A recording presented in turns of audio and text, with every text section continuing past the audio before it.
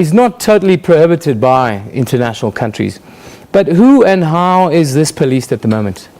There's an organization called the Organization for the Prohibition of Chemical Weapons. It's based in The Hague, and that is the countries that have signed up to that, and Syria has just signed up to that as part of this deal. They are, as it were, the people who try to control this. I wouldn't say it's not totally prohibited. I think it's a totally unacceptable form of warfare. Just let's go to the Syrian conflict. Can you just contextualize for us the role that Syria plays in the Middle East, firstly, and then the implications that this has on the rest of the world's politics?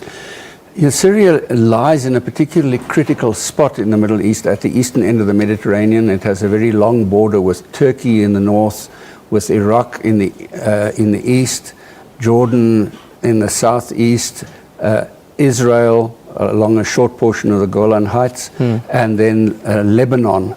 And so it's right at the core of things. And of course, it has a Russian naval base at Tartus, which makes it of particular interest to the Russians. The Syrian conflict has really split the Middle East along Sunni and Shiite lines. Can you explain for the viewers this continued conflict within Islam, and then how it's played out in Syria and who supports who, really? Yes.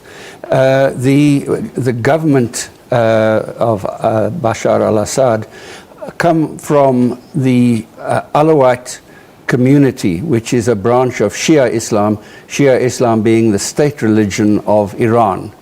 The majority of the population come from the Sunni segment of Islam, which is very much Saudi Arabia and the Gulf states. And some people say that what is happening in Syria now is a proxy war taking place between Saudi Arabia and Iran, and Syria has turned into the battleground for that. That is very interesting. I wanted to ask you also about Bashar al-Assad.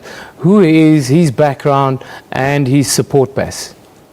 Yeah, he has a secular party, but he comes from this Alawite community, this Shia community, which is based in a town called Latakia on the Mediterranean coast. So in a sense, it's a minority government. I remember being asked by my friend Naeem Jinnah rather I asked him, the Afro-Middle East Center here in Johannesburg, why Syria had not been affected by the Arab Spring like almost all the other countries of the Middle East had at that point. And his answer was that the security services had such a strong hold on the country. Now, even later on, that war burst, and we've had now 2.5 years of violence in that country, destroying both the people and the infrastructure, as it were. What do you make of the late intervention of the UN and then the roles that's played out between the US and Russia over the last month? Well, I think the UN couldn't play a role before because it requires the Security Council to act.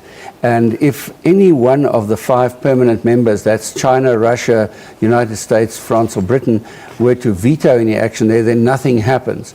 Now, it was that chance remark by the US Secretary of State, John Kerry, when some journalist asked him the other day, what would it take to have peace in Syria? And he said, well, the Syrians will have to get rid of their chemical weapons.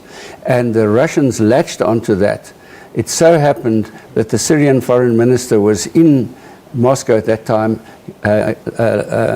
Lavrov put it to the Syrian foreign minister, and the deal started to develop from there. Quickly, we've got 30 seconds here to tell us, how do you see the next couple of weeks play out in this conflict? Well, now the Security Council is seized of this thing. There's a resolution being put before the Security Council. It's being negotiated behind the scenes.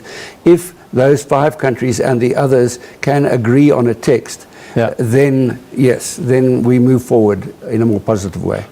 Well, thank you very much for joining us this morning.